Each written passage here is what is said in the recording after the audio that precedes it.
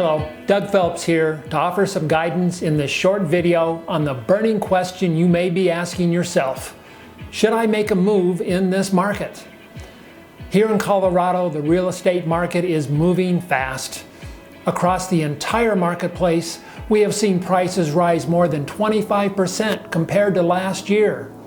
And yes, the idea of competing with all the other buyers probably seems a little daunting. But maybe a move is something you have considered, especially with mortgage interest rates so low.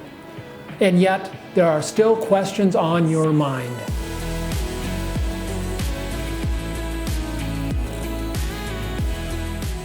With all these questions, there is no clear answer. The right answer is the one which is best for you and your needs and circumstances. So with this in mind, and to help you make the best decision for you, here are some things to consider.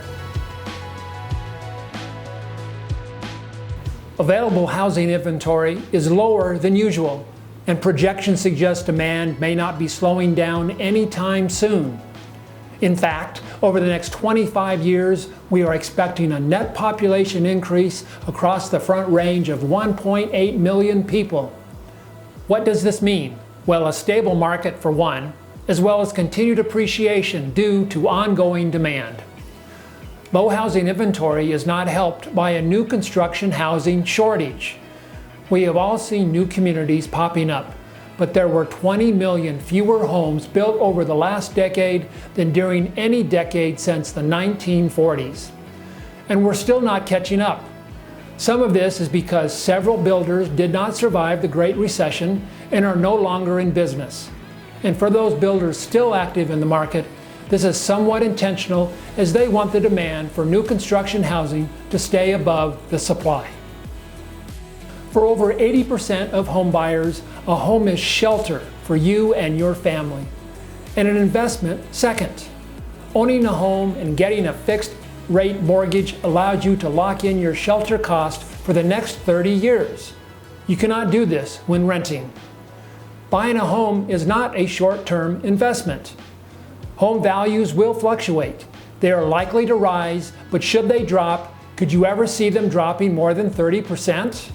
If you could see that kind of fall, then do not buy if you are not going to live in the home for more than 5 years.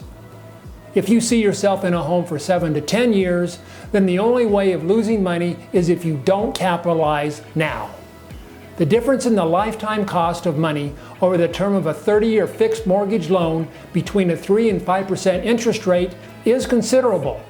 Here is an example which represents over $500,000 of additional wealth, even if the house does not appreciate, which, as I mentioned previously, is unlikely. And we spoke of fluctuations in the market.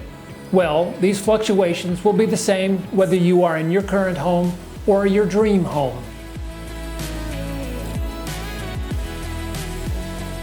My question to you, is it time for you or someone you know to start believing you deserve to live the way you really want to live?